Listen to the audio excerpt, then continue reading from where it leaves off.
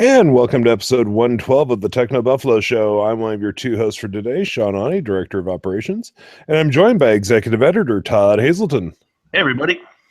How's it feel to not be in Spain, Todd? It feels great. Yeah.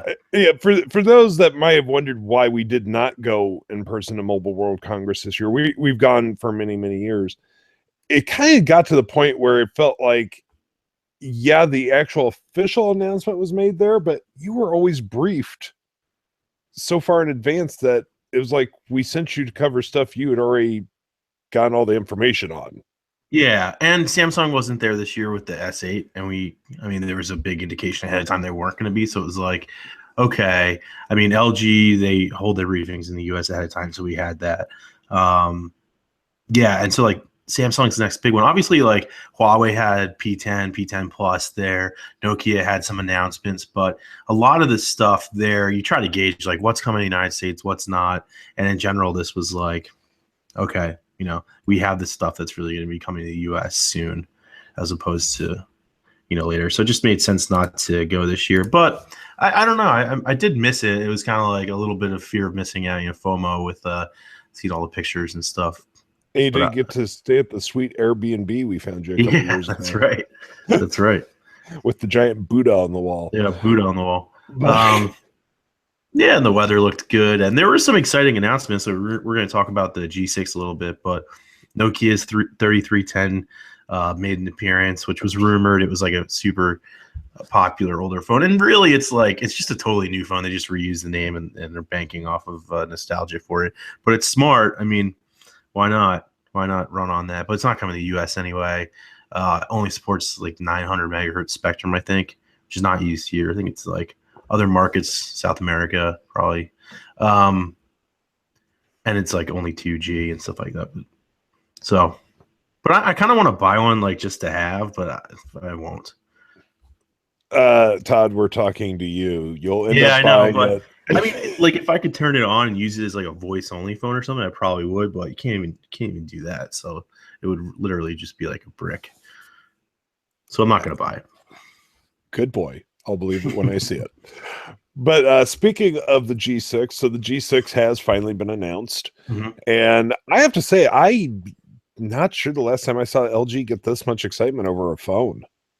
Yeah, well, I think it's because G5 was kind of ugly last year, and it was kind of hard to like understand this whole, we're going to attach mods to it and all that, and it was really clunky. And this year they got rid of that whole idea, like the mods and the removable battery and stuff, and they focused on design. And I think what they have is a really, really good looking smartphone. The only thing is, and I guess gadget heads are going to get in here, is that it doesn't have the Snapdragon 835, which is what Samsung's going to have in later this month on the 29th when they announce the Galaxy S8 and S8 Plus. So I feel like most consumers too are going to be like, oh, what's Samsung's new phone? And oh, this LG looks nice, but like, how do they differ? And LG's going to have to do a really good job of saying like, it's not the processor, it's everything else. Well, I think everything else is there. You and I were talking before we started the show, and I do think Samsung, this is going to be an interesting test for Samsung. In the past, I would have just gone, oh yeah, the S8 is going to dominate everything. But you still go into any airport and they're telling you, if you have a Samsung Galaxy Note 7, and they always say Samsung. Yeah. That is still very much out there, the Note 7 fires. And I'm just... Yeah, I know. I don't know what's going to happen with the S8. I mean, let's face it. We know that Samsung has taken every precaution under the sun to make sure this doesn't happen again. Right. Yeah. But yeah. But for switching suppliers. But yeah. Yeah. I mean, consumers, when you have something like this happen, it's hard to win people back. Yeah, I think so. I mean, I feel like the Note name is probably the worst part, and this doesn't have the Note name. So, Note 8 or whatever is probably going to be the hardest one. But still, yeah, the last thing Samsung people know is like this phone, and every time they get on a plane, they hear about it. But this is good for LG if it can get this phone on store shelves soon. Because remember, LG's last phone, the LG V20, was not it was announced, but not on carrier shelves during the Note 7 recall, which was just stupid. Like, can you imagine how many people would have bought the V20 because they had to go back and exchange their Samsung phone, and they could have just gotten the V20? Like, but it wasn't there, so people were like, "Oh, I'll guess I get another Samsung phone or the iPhone 7." And so LG missed out on that opportunity. We talked about that, and they need to get this phone in store shelves before the S8 launches. And I'm not sure about the launch date, but I'm pretty sure they're both going to be coming around April. So they got to move quick on that. But interestingly enough, and just speaking of fires, LG actually told us, the Irvine guys who had the meeting, that there's a little bit of extra room inside the battery pack area, just in case the battery swells, to like prevent fires and overheating, which is interesting. So even you can see other smartphone makers taking over. Yeah, I find that we're the fact that we're living in a day and age where we have to go, oh well, I'm really torn between these two phones, but this one has extra swelling room. Yeah, well, I think it's crazy, but the more we rely on these lithium-ion batteries and supercharging them as fast as you can at the outlet and asking for longer battery life and, performance out of them as we add all these new components like the displays and stuff and processors, I think that it's a real danger. I mean, and you look at lithium-ion batteries in general, like they're not allowed in checked baggage because they're dangerous. Remember all the hoverboards that were catching fire because of lithium-ion batteries? Like, it's not a stable thing. It doesn't seem like so. Yeah, we'll talk about hoverboards when we get to the Toy Fair portion of this. I was shocked with how many hoverboards I still saw in booths. Really? Yeah. Wow. I thought they aren't going away anytime soon. So yeah, I mean, I think the G6, and just so everyone knows, I have not played with the G6. You have not touched one yet? No, I have not. Okay. Nope. So yeah, this is very general. We're just speaking from the information. The Irvine crew took the LG meetings. They're the ones that actually have played with the phone. But I don't know. It's exciting. I've said on this show numerous times, I'm very much for competition. I would love to see somebody really starting to challenge Samsung when it comes to the Android phones. And if it can be LG, I mean, I've used a couple LGs and I liked them. So It's been a while, but I did like them. I don't know. It's going to be interesting to see what happens this year. Maybe, with Samsung having to promise everyone that nothing's going to catch fire again, that maybe we can see some other companies creep up. But so what else has been announced at Mobile World Congress that caught your eye? Well, we already covered Nokia, but Nokia also had the Nokia 6 that was already announced, but they announced like a global rollout of it. The Nokia 5 and the Nokia 3, those are their Android phones. So they were there, pretty big. I think it's exciting. And the company that owns them is, or that's using the branding are a bunch of former Nokia employees at this company called HMD. And so they're selling these phones under the Nokia brand. And if that's not confusing enough, there's a lot of other changes. So then you have Alcatel or TCL, and TCL has the rights to BlackBerry. So they unveiled the BlackBerry. What was it called? I want to call it the Mercury still. How about the phone nobody will buy? What's that? Is the name the phone nobody will buy? It actually looks cool, the Key One. It's got keyboards. It's unlike the Priv that had the slide out keyboard, like kind of almost calling back to the BlackBerry Torch. This is more of like a candy bar phone with the keyboard at the bottom. But BlackBerry is kind of, so here's the confusing thing. It's TCL, and they're selling BlackBerry phones, and BlackBerry, the company, now just sells the software and licenses it out. And so TCL has the right to make these phones. It's a TCL phone with the BlackBerry branding. And so TCL is saying, like their marketing is like this high-end phone. I think they said it has the same camera as the Pixel, but it doesn't mean it's going to perform as well as the Pixel. But I think it also has like a Snapdragon 625 under the hood. So it's not really a high-end phone. I bet they have a high-end phone coming down the road. It's more of a mid-range device. But I think it's still exciting. It's like another Android BlackBerry that's not, one of these D-Techs that were already unveiled, and those were really just kind of like a Alcatel one-touch phone with just BlackBerry branding and software on it. So this is the first, there were just so many reports that, BlackBerry is not, you're not going to see these BlackBerries with the keyboards anymore, and here we are, and it's back. But we knew that at CES where we first saw the Mercury. What else was there? Huawei was there with the P10 and P10 Plus, which, pretty much lined up with what we were seeing, and I don't think they're coming to the United States, so not a whole lot there. Samsung was there with a couple tablets, new Android tablet, the S3, and then they had some Windows 10 devices. There's going to be different SKUs for the Windows 10, which are kind of compelling because you get a Core processor in one and an M3, I think, in the other one, but they're Windows 10 devices, and follow-ups to the Tab Pro from last year. What else did we see crossing the wires there? It was actually a really busy Sunday of news. Last Sunday was I was covering it all as it was coming out. Obviously, the Galaxy S8 announcement was made that's coming March 29th in New York City. I think those are the big ones. Is that all? Yeah. The top things I can think of. Yeah, but again, as you mentioned earlier in the show with MWC, there's also always the big question of, are any of these coming to the US? Right. I obviously, some of them. Motorola had the Moto G5 and G5 Plus, which the G5 Plus is coming to the United States, just while we're on that topic. Yeah, I honestly, I don't understand why companies keep some phones for other markets. And now isn't the G5 like the almost like India specific model? Yeah, probably. Yeah. It's not coming here. So yeah. Who knows? But real quickly, so speaking on the Toy Fair thing and hoverboards, so one of the first meetings I went to was with Razor Scooters, and they had a whole big display of hoverboards. I was like, so those are still a thing, huh?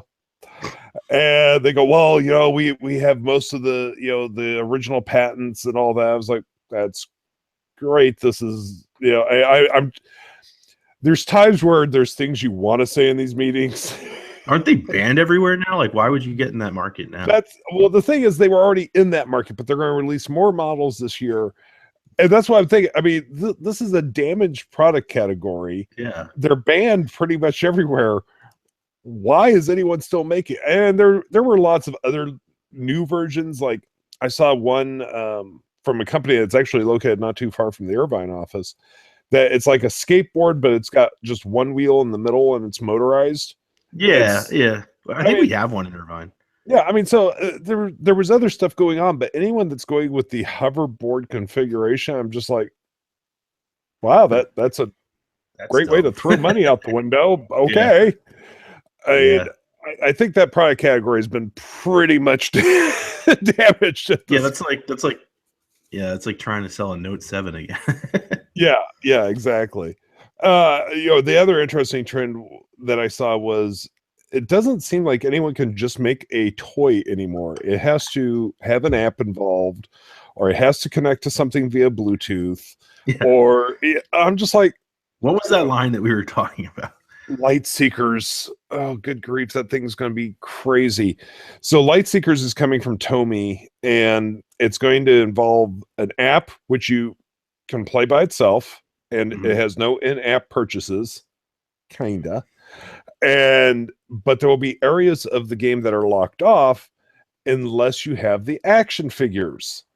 The action figures will cost $70. And then they may not have the right type of weapon, so you can buy the weapon accessory packs for $15. And then there's a collectible card game element where once you have the cards, you can scan them into the game, and they unlock other parts of the game on your mobile device. I'm just like,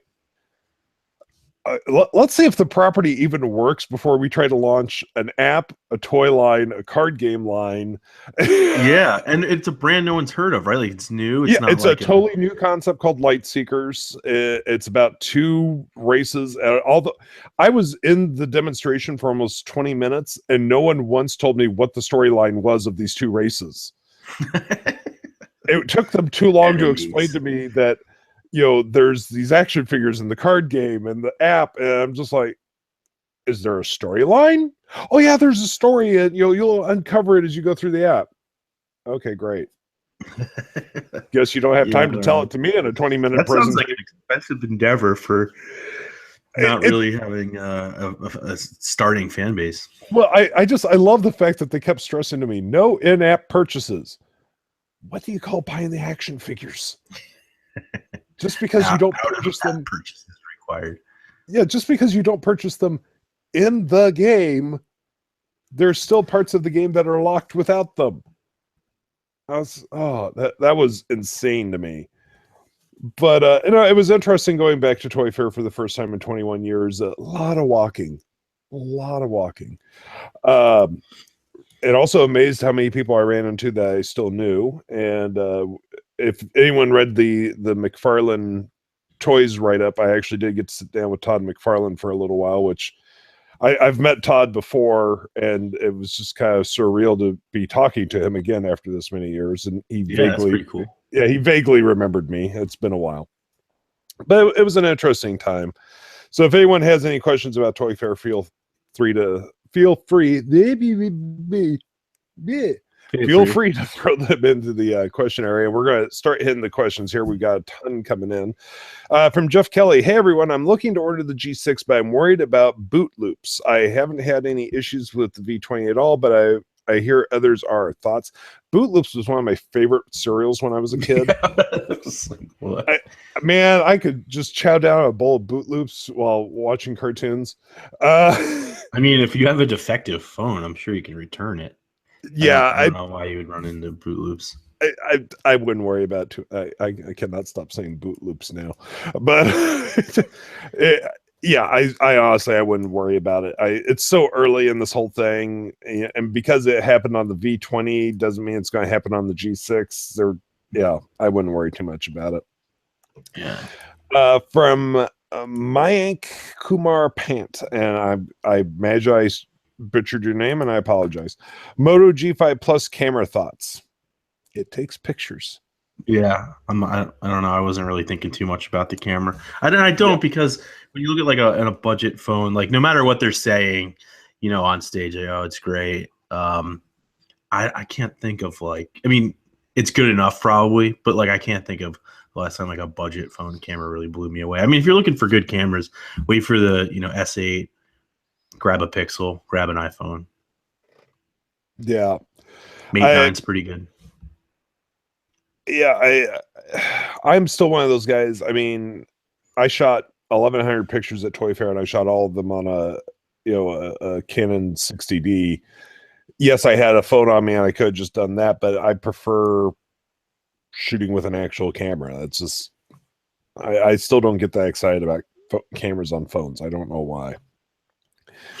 From David Nunez, what are your feelings on the S8 leaks looking exactly like the LG G6? Personally, it makes me like the G6 better. I think that's just where the designs are going. Yeah, but also, I mean, the Galaxy S8, at least the Plus, or I think both, should have curved displays, so that's kind of different. What you're just noticing is, where we're going in design in general, which is just slimmer top and bottom bezels because of the software buttons on the bottom. You don't have the hardware ones at the foot of the phone, which I think is great. I think that's going to be really exciting. The thing that I thought we were going to see for a little while, it sounded like, is a fingerprint reader in the display, but the Galaxy S8 leaks show that on the back instead. Yeah, but I do think fingerprint readers in the display is coming. Yeah, well, it's still a rumor for Apple. So yep. From Jeff Kelly, I miss commenting the site. Are you guys considering opening up signups from Google Plus?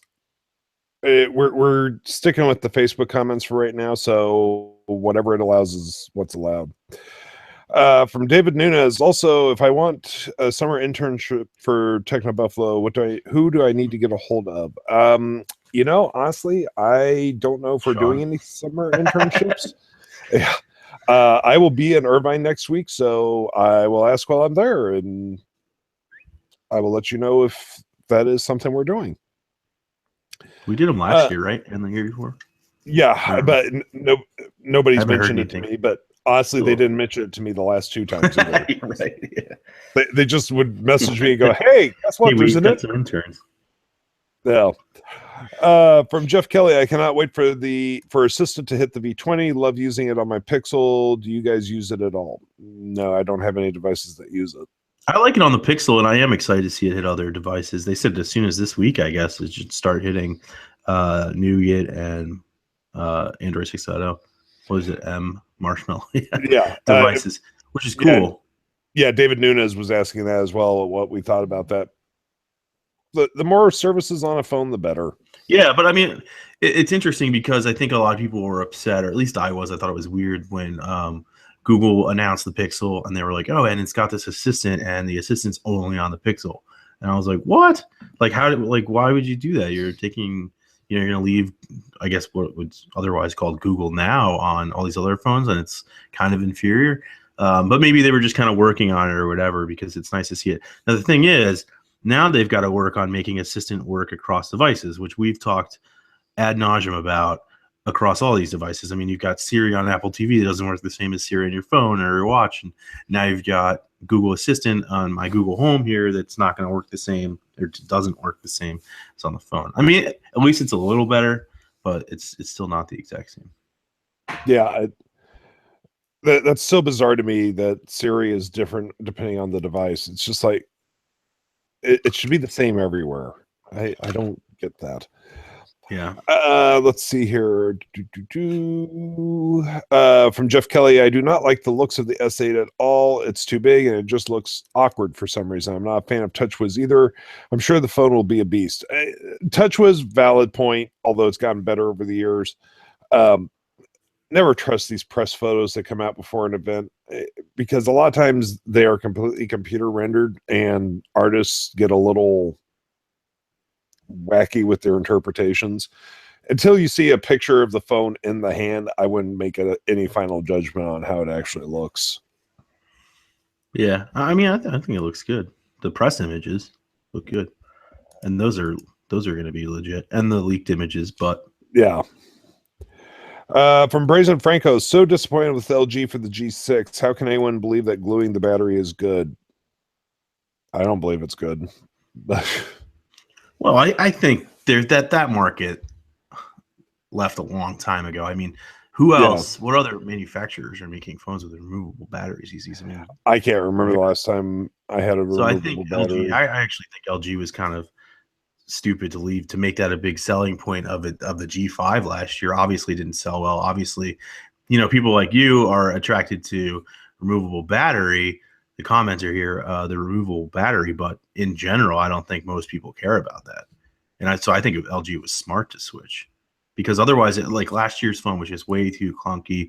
I mean, when you're looking at all these gorgeous phones now with like, seamless designs, and then this one had like this removable bottom and these buttons, and you're like, what? All for the battery? That didn't make sense. Yeah. From Brazen Franco, also regional features are now a thing. Really, LG? Really? So us Europeans have to pay more than the US and get neither the quad DAC or wireless charging. That's been a thing for a while. I mean, there's been different processors and different charging, and yeah, that's nothing new. I wouldn't put that at the feet of LG on that one. From David Nunez, is anyone still buying BlackBerry phones because they keep on making them? That's a good question. Yeah. Not many people. I cannot remember the last time I saw a BlackBerry in the wild. I mean, that's a good point. I don't know either. I don't know who has them anymore, but they do keep making them. Yeah. Also from David Nunez, will Sony ever announce one of their beautiful smartphones and be available in the US within a month? The world may never know. Within a month, I don't know. I'd be happy within 6 months if they did it. Sony's mobile system makes no sense. It's terrible. They have no idea what they're doing. I don't even know why they're still in the business. I mean, I like their phones. They're nice phones. But the ones in the U.S., first off, don't have fingerprint readers, which is just weird. So I'll never buy one of those. And they don't have any carrier partners. They used to have T-Mobile. They used to have a couple. AT&T used to be a Sony partner. They don't have any, so you don't see their phones. And then you can only buy them unlocked. But when they go on sale, they're way overpriced. It's just a bad business that they should probably exit unless they have something else in mind. Let's see here. From Jeff Kelly, Todd, returned much lately? No, we were just talking before the show. I just bought a Google Pixel. They had the blue one in stock last night, actually, and I think they still have some stock. So I was able to order it overnight, which is they haven't had them like that in a long time. It's usually like 5 to 6 weeks. I don't know. I bought like a sink for my kitchen that I have to return. That's a totally different kind of gadget. Yes, exactly. From Kutakan, I can't tell. Yeah, Kutkan, I think. Thoughts on the rumors that iPhone 8 will have USB-C and not Lightning? And David Nunes follows that up. Is it safe to say that USB-C has officially won? USB-C has won, but Apple's just being Apple. Yeah, the only thing I think about all the Lightning cables I've purchased. Well, it doesn't sound like that's actually going to happen. The Wall Street Journal might have gotten a bit mixed. It could be that the other side of it's USB-C, which makes a lot of sense. And also today, Ming-Chi Kuo with KGI Securities said that it's not happening. There's not USB-C. All 3 iPhones have Lightning, which I think makes more sense. But he also said they're adding fast charging, which again makes sense because Apple's so far behind. And what else? I guess that's it. But the data speeds obviously wouldn't be as fast as a USB-C connection because I guess it's not full USB 3. But in any case, it sounds like that rumor's still up for debate, not solidified, which is kind of strange because usually when you have a report like that from the Wall Street Journal, it's usually like somebody from Apple trying to get the news out there, Apple PR trying to get it clarified or make something. And so now I'm confused and I'm wondering if there's going to be a report in the next couple of days, whether it's, New York Times, Wall Street Journal, Bloomberg, Reuters, that says it's Lightning, because that has to get clarified. And I'm sure Apple will do that. Yeah, I think it is safe to say that USB Type-C is one. That's where the whole industry is moving. But it's Apple's Apple. I'm sure they want to keep selling us proprietary cables for the rest of our lives. From David Nunes, Sean, if you're in Irvine next week, can we meet up? I'm in Anaheim, and yes, I work at Disneyland. When I'm in Irvine, I'm typically extremely, extremely busy. But if you're working Sunday, I'm going to Disneyland. So send me a tweet and tell me what part of the park you work in if you're working Sunday. And because I walk all over that place when I go. If you work in the Haunted Mansion, I'll be your best friend ever. That's right. From Jeff Kelly, guess you could say that's money down the drain. In reference to your sink. Yeah, I get it. It's getting returned. I just got to take it to Home Depot. From David Nunes, I'm moving into a 950 square foot apartment. Any recommendations for a router I should get? I'm thinking OnHub, ASUS, or Google Wi-Fi. Thanks. I have the ASUS OnHub. I love it. Oh, nice. There you go. It is a really, really good router. Also, the Nighthawk is a really good router. Yeah, I have one of the Nighthawks too, but you probably don't need that for 900 square feet. But no. Hey, why not? I mean, you buy it. It's expensive. Yeah, but no, I actually have the ASUS OnHub at both my house and here in my office, and it is a great router. So I would definitely go with that. David, you work Sunday. Just let me know what part of the park you work in and what hours. Yeah, you can tweet me, Sean P. Ani, and I can talk to you there. So not much else going on. I mean, it's nice to see that phones are picking up speed again. We kind of went through a lull there, but it seems like we're back on track with the beginnings of the year. Is there any phone that's been announced so far that you're personally super excited for, Todd? No, I'm still kind of holding out for the Galaxy S8, but to be honest, I haven't been as excited for that phone as I have been in the past for new Galaxies. And I think it's because I'm kind of getting sick of, I don't know if it's, I know it's not just me, but like Samsung's devices get so slow over time. And like I have my Galaxy S7 Edge still here.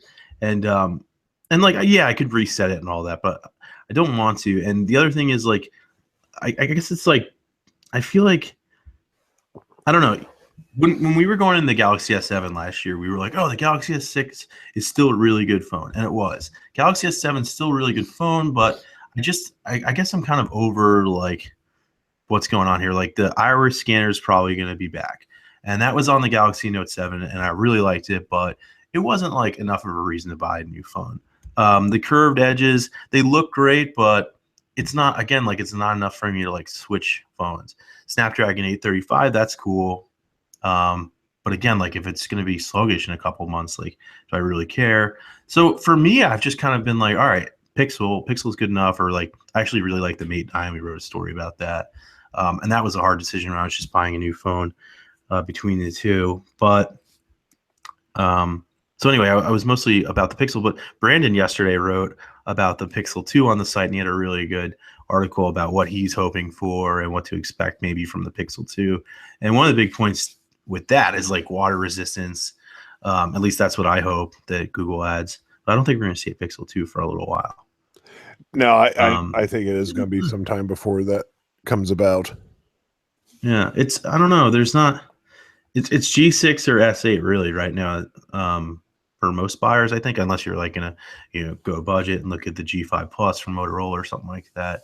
Those are the two big ones, and neither has really caught my eye. I'm not sure what. I guess it's just like, like there's nothing there that I haven't seen before, haven't used. It's like must have. So yeah, that's that. Let's see. From David Nunes, thoughts on YouTube TV. Personally, their focus on live sports is the way to go. Thanks again.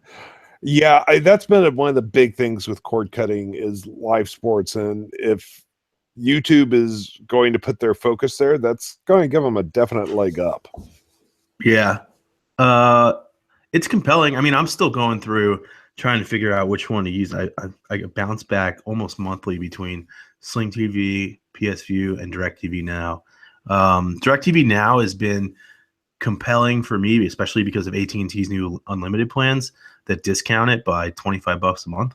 So $35 plan, is now $10, which isn't too bad. But PS View has been like my favorite. And that's because of the guide, that it's available everywhere, and because it does have sports. It's got CBS and stuff. So I like that. YouTube, attractive, but I'm just wondering how many platforms is going to be on at launch. It's not available yet. And Hulu is going to be coming out probably between now and then, or maybe slightly after. So there's like a lot of players that are about to enter, and I want to see like what really shakes out here. Because hopefully prices come down too. I mean, they're already not too bad when they have promotions. $35, I think a lot of them start at. But my folks were in a Sam's Club on Tuesday, and they were walking by the TVs, and this guy goes, "Have you considered DirecTV or Dish Network?" And my mother goes, "We're cord cutters." And she said he could not turn around and walk away from her fast enough. Yeah. So are we. And it's nice. It's nice not having like the big DVR box in rooms and stuff like that. I like it. But I do miss definitely sports. It's a real bummer when you're like looking for a game and there's not one on or something like that. Right.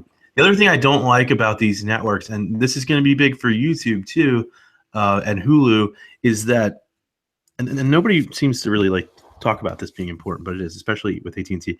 When you're paying for a network, say like, and this is my use case scenario, I pay for, say, DirecTV Now, right? And you have access to FX, right? But you want to go into the FX app on your Apple TV or your iPhone or whatever and watch shows individually.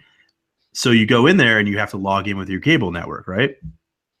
Well, unfortunately, DirecTV Now is not listed, so you can't log in. So you have to have Sling TV or PS View or like a bunch of other actual cable networks.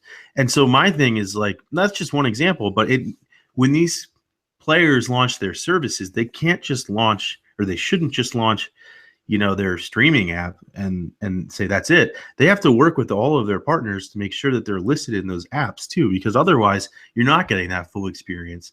And that's huge. Like, I can't just go into FX and watch Always Sunny in Philadelphia, the day later now, even though I pay for it, because they just haven't listed themselves as a cable provider. And that's a big frustrating point. And a big reason why, you want to make sure all of that's there before you sign up for a plan. I ran into the stupidest thing the other day. I went into the ABC app on Roku to watch something, and I don't even remember what it was, but it was some of the Oscar highlights. Mm-hmm. They made me sign in with cable credentials for an OTA network. Yeah. I mean, there's an ABC affiliate in my town that if I had an HD antenna, I could pick up. Right. Yeah, exactly. So it's like CBS here. Yeah. Why did I have to sign in to watch something that's over the air? No, it's not. I mean, you have to do it here for CBS and local sports and stuff, which is why people are like, "Oh, PSV is great because it has CBS." Yeah.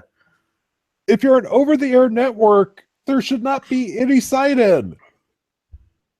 Yeah, it's a pain, like especially during football season. That's why this commenter was saying, with YouTube, and YouTube has CBS, but it's good for sports, which is true. But you just hope there's that login. Yeah. Oh, you need it for other stuff. That's nuts. That is absolutely nuts to me.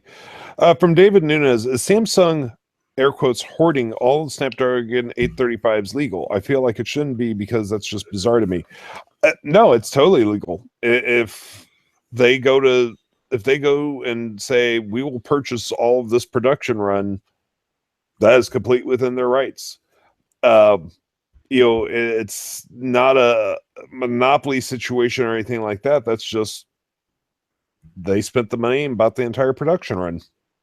Yeah. I mean, because you look at other companies that are building their own processors anyway, like Huawei. I think there was a rumor recently that LG might do that. Samsung does also, but clearly doesn't need to. Yeah. So, from Jeff Kelly, can you guys explain in short why the likes of Huawei doesn't come to the U.S. carriers? Business partnerships and trust for a long time. Huawei was banned, I think, from operating a lot of their back-end networks in the United States, like companies like Sprint and stuff, over concerns of China spying. And I think in general, then it just became a carrier partnership thing, especially with devices. And this isn't just Huawei, though, and it's not just spying. Carrier partnerships are hard to come by. I mean, the reason Lenovo bought Motorola was primarily because it already had an established place in the US with carrier partners. And so it couldn't get there. And that's why you have, Nokia had an issue when it was Windows Phone, couldn't get on the carriers with Microsoft, and HTC has had that problem. When you look at, sometimes they couldn't get Verizon on for a flagship launch. So it's really hard. And that's why these companies decided just, okay, we're going to sell on Amazon, stuff like that now, and just sell unlocked. Yeah. Well, I don't know if this is the way it is in the cell business, but using grocery stores as an example, the manufacturers, especially like say in the cereal aisle, have to go to the grocery stores and go, we will pay you X amount to have this many linear feet of your aisle. And then they also will negotiate depending on which shelf they're on, because the cereals on chest height shelves sells better than the cereals on the bottom shelf. So you pay a higher premium if you want to be on a higher shelf. So with the cell carriers, I'm sure there's some deals. And again, I'm not speaking from any sort of experience, any sort of knowledge. I'm guessing. I'm sure there is all sorts of partnerships that are like, hey, work with us and we'll do this for you. That's just part of business. Until Huawei becomes a big enough name and has enough of a presence in the US, we're probably just going to see it sold through third parties. I don't know. It'll be interesting to see if they ever do jump in. I'd put money on them not being sold through carriers. I don't think they will be either. Yeah, but like Jeff Kelly's saying, you would imagine the carriers would want you to be happy with a plethora of choices of phones to pick from. Not necessarily. Again, it depends on, if Samsung is paying, Billy Bob's, cellular service a fee to have a bigger presence in their stores. Yeah. Let's see. From Brazen Franco, what do you think of Xiaomi designing their own software on a chip instead of using Qualcomm's or Helio? System on chip? Yeah, SoC.